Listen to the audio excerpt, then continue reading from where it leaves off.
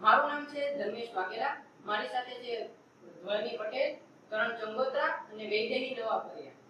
તો મિત્રો, આપણે સૌ જાણીએ છીએ કે હાલના સમયમાં નંબર્સ ઓફ વ્હીકલ ખૂબ વધી ગયા છે, જેના લીધે ઘણા બધા પ્રશ્નો ઉદ્ભવ્યા છે, જેમ કે ટ્રાફિકનું પ્રમાણ વધ્યું છે, એક્સિડન્ટનું પ્રમાણ વધ્યું છે. તો આ બધા પ્રશ્નોનો ઉકેલ લાવવા માટે ઘણા સમયથી આપણે કન્વેન્શનલ સ્પીડ બ્રેકર્સ, જે અસ્ફાલ્ટ એટલે કે બિટુમિન, ડામર અથવા કોન્ક્રીટ અને હાલમાં પ્લાસ્ટિકના સ્પીડ બ્રેકરનો પણ યુઝ કરવામાં આવે છે, એનો યુઝ કરીએ છીએ. પરંતુ તેની સાથે ઘણા બધા પ્રશ્નો ઊભા થાય છે, જેમ કે હાલના સમયમાં એનો અયોગ્ય રીતે ઉપયોગ કરવામાં આવે છે, જેના લીધે એક્સિડન્ટ રોકવાની જગ્યાએ તેના લીધે એક્સિડન્ટ થાય છે. તદુપરાંત તેના કન્સ્ટ્રક્શન વખતે અથવા તો ડિઝાઇન વખતે પ્રોપર ધ્યાન રાખવામાં આવતું નથી, જેના લીધે ઘણા બધા પ્રશ્નો ઉદ્ભવે છે. કોંગ્રેસ આઈઆરસી એમ કહે છે કે સ્પીડ બ્રેકરનો બેફામ રીતે ઉપયોગ ન થવો જોઈએ અને તેના વધારે પડતા ઉપયોગનો વિરોધ પણ કરે છે.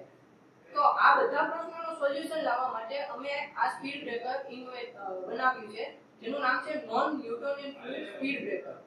આ જે સ્પીડ બ્રેકર છે એ નોન ન્યૂટોનિયન ફ્લુઇડ માંથી બનાવવામાં આવેલું છે, જેની એક પ્રોપર્ટી છે કે જ્યારે તેના ઉપર કોઈ ફોર્સ લગાડવામાં આવે ત્યારે તે એઝ અ સોલિડ બિહેવ કરે છે, પરંતુ જ્યારે કોઈ તેને ટચ કરે છે નોર્મલી, ત્યારે એક લિક્વિડ તરીકે બિહેવ કરે છે.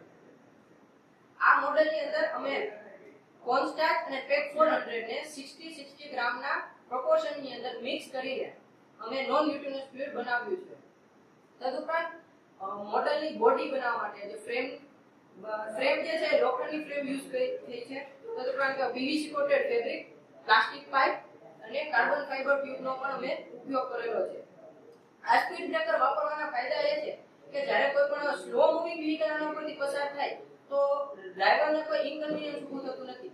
તદુપરાંત જે કન્વેન્શનલ સ્પીડ બ્રેકર માથે વ્હીકલ પસાર થાય તો તેને શોક વેવ અનુભવે પડે છે, જેના લીધે વ્હીકલના જે પાર્ટ છે એને પણ ડેમેજ થાય છે. એ પ્રશ્નોનો પણ આની અંદર ઉકેલ આવી જાય છે જ્યારે વ્હીકલ સ્લો મૂવિંગ હોય ત્યારે.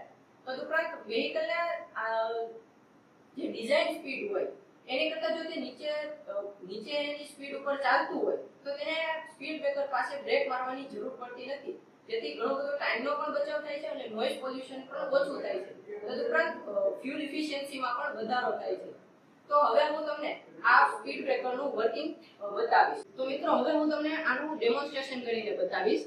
જેમ કે મેં તમને જણાવ્યું કે જ્યારે કોઈ પણ ફાસ્ટ મૂવિંગ વ્હીકલ આ સ્પીડ બ્રેકર ઉપરથી પસાર થાય છે ત્યારે એઝ એ સોલિડ આ રીતે બિહેવ કરે છે, પરંતુ જ્યારે કોઈ સ્લો મૂવિંગ વ્હીકલ આની ઉપરથી પસાર થાય તો આવી રીતે તે એક લિક્વિડ બિહેવ કરે છે અને વ્હીકલને કોઈ ઇન્કન્વીનિયન્સ ઊભું થતું નથી. તો આ જ હતો અમારો પ્રોજેક્ટ નોન ન્યૂટોનિયન ફ્લુઇડ. આ સ્પીડ બ્રેકરનો હાલ ઇન્ડિયાની અંદર કોઈ જગ્યાએ યુઝ કરવામાં આવતો નથી, પરંતુ બહારના કન્ટ્રીઝની અંદર આનો ભરપૂર પ્રમાણમાં ઉપયોગ થાય છે.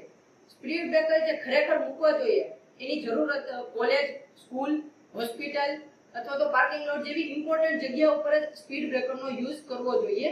એ સિવાય અધર જગ્યા જેમ કે કોઈ સ્ટ્રીટ છે અથવા તો માઇનોર રોડ ઉપર સ્પીડ બ્રેકરની જરૂર હોતી નથી. તો આ જ હતો અમારો પ્રોજેક્ટ નોન ન્યૂટોનિયન સ્પીડ બ્રેકર.